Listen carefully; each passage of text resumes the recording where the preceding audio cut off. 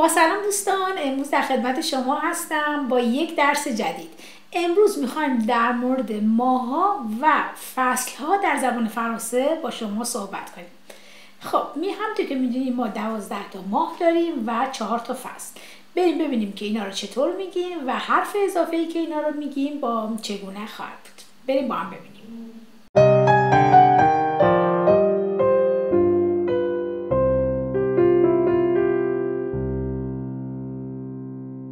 خب میگیم les mois de l'année sont، یعنی ماه‌های سال هستند.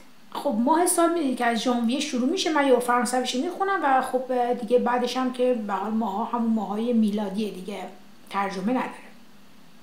ژانویه، فوریه، مارس، avril، می، juin، juillet، août، septembre، octobre، novembre، décembre. خب این جدول دیدید؟ خیلی ساده. با تکرار این جدول میتونید خیلی راحت ماهای سال رو بگید.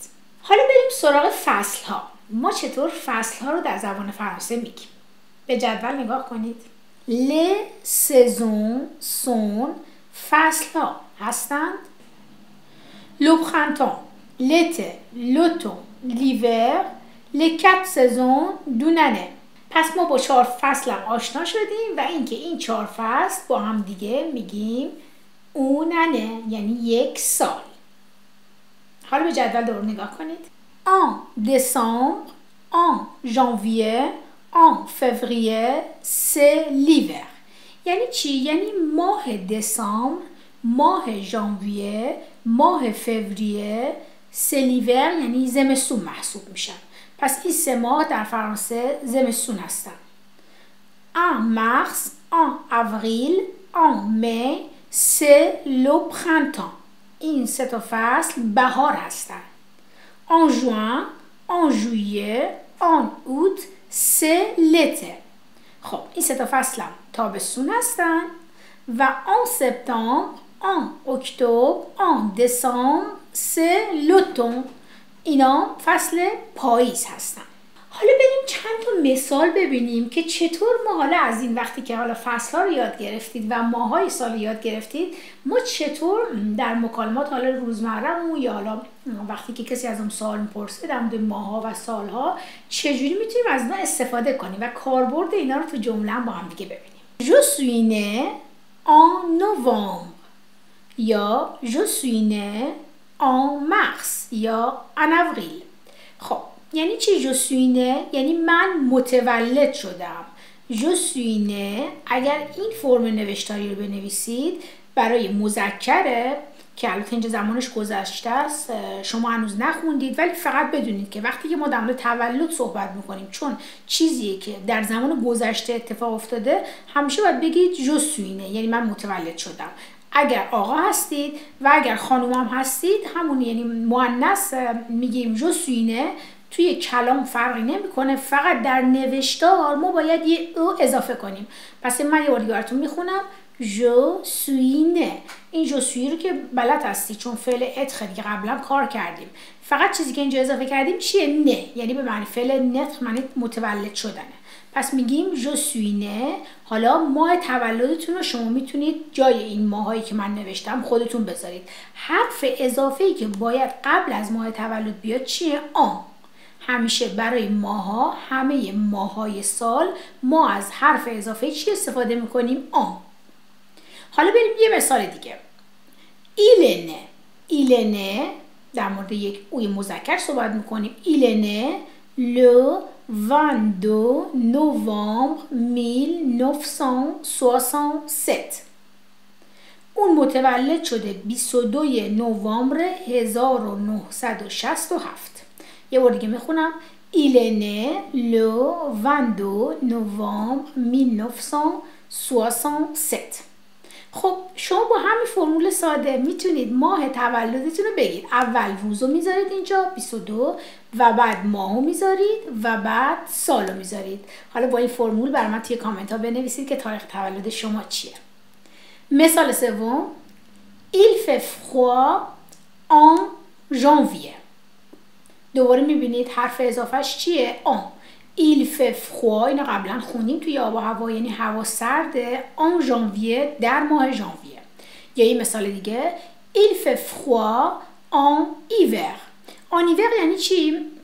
en hiver یعنی در زمستان. پس هم میتونیم بگیم هوا سرده در ماه ژانویه، هم میتونیم بگیم هوا سرده در فصل زمستان.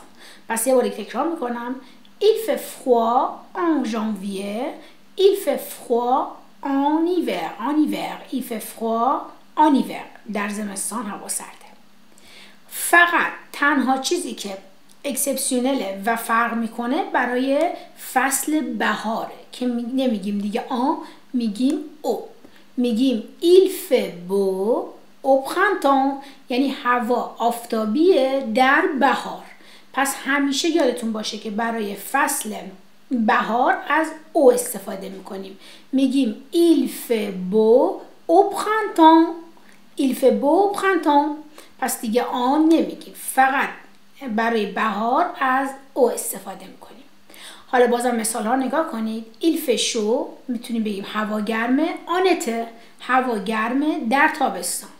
یا میتونیم حالا با مثال های دیگه اگر بخوایم اینو عوضش کنیم میگیم il fait chaud au printemps. حالا به عنوان نمونه براتون نوشتم که مثلا بخوایم بگیم هوا گرمه در بهار دیگه نمیگیم آن، میگیم او. پس همیشه حرف اضافه لو پرنتان چی میشه؟ او. حالا دیگه میتونیم بگیم آنته، آنوتون، یعنی در تابستان، در پاییز و یا در زمستان، آنیور. خب تا اینجای کار دیدید که ما چطور راحت تونستیم فصل‌ها رو گفتیم که هوا چطوریه، مثلا میگیم ایف شو، ایف فراد، تو فصل‌های مختلف چطوریه. و فقط نکته‌ای که تا الان باید یاد گرفته باشید خوب اینه که همه فصل‌ها و ماها با حرف آن میاد، او، و فقط بهاره که با او میاد. پس میگیم او پرنتان. اوکی؟ خب حالا بریم ببینیم که چه چیزای دیگه، چه سوالات دیگه میتونیم با استفاده از فصل‌ها و ماها بپرسیم و پاسخ بدیم. بریم ببینیم با هم دیگه. Quelle est la date aujourd'hui؟ امروز چه تاریخیه؟ یعنی تاریخ امروز چیه؟ جواب چی میشه؟ Nous sommes le 15 avril. ما هستیم توی تاریخ 15 آوریل، یا میگیم 15 آوریل هستیم. پس میشه nous sommes le 15 avril. سوال بعدی چیه؟ nous sommes quel jour؟ چه روزی هستیم؟ میتونیم بگیم on est le 15 avril 2020. on est à quel jour؟ یا میگیم nous sommes quel jour؟ میگیم on est le 15 avril. خب فرم دیگه چیه؟ nous sommes en quel mois؟ در چه ماهی هستیم؟ میشه nous sommes en janvier. ما در ژانویه هستیم. سال بعدی nous sommes en quelle saison؟ nous sommes en été. ما در تابستان هستیم، میگیم nous sommes en été، یعنی تابستون هستیم. nous sommes en été یعنی در تابستان هستیم، در فصل تابستان هستیم. ولی اگر بخوام بگیم بهار چی میگیم؟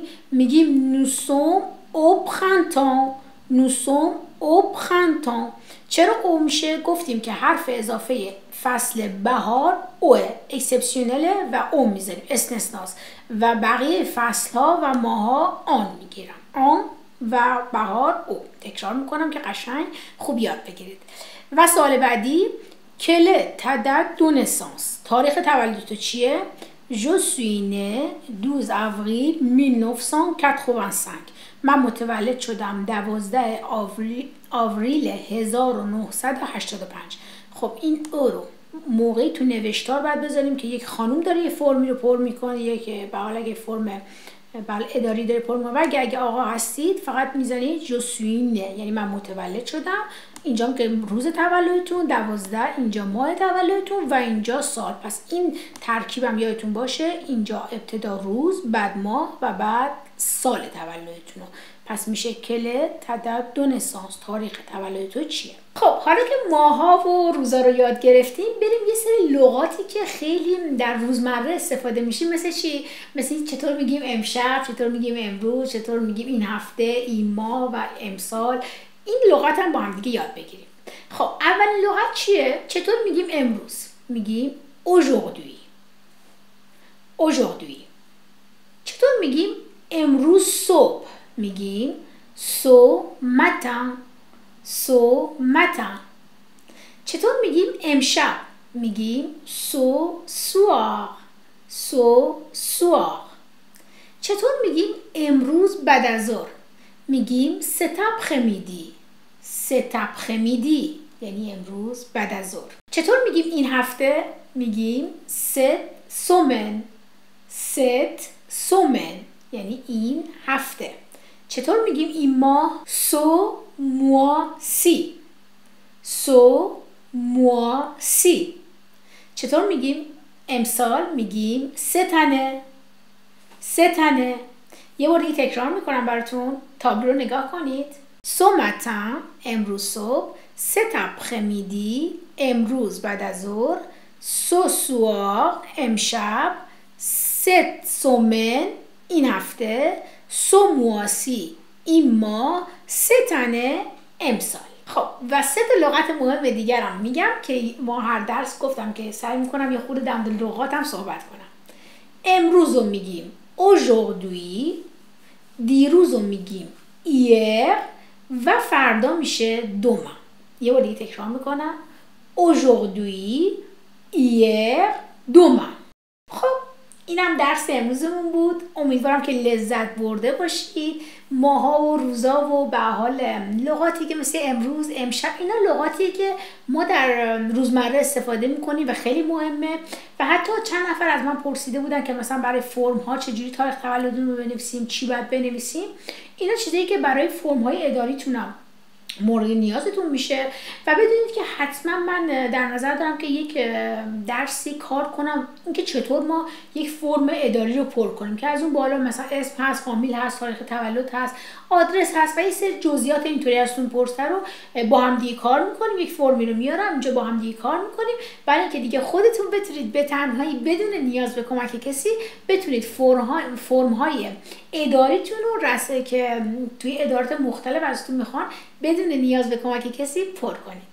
خب اگر که از این ویدیو لذت بردید حتما ویدیو لایک کنید، نظراتتون رو برای من بنویسید. درسایی که دوست دارید ما کار کنیم، حالا بجز اون چیزایی که من خودم به صورت قواعد و گرامر هست و کار میکنیم، درسای اضافه‌ای که دوست دارید در موردش فیلم ساخته بشه حتما به من بگید، من روش کار میکنم و اگر که امکانش داشته باشیم حتما ویدیوشو میسازم.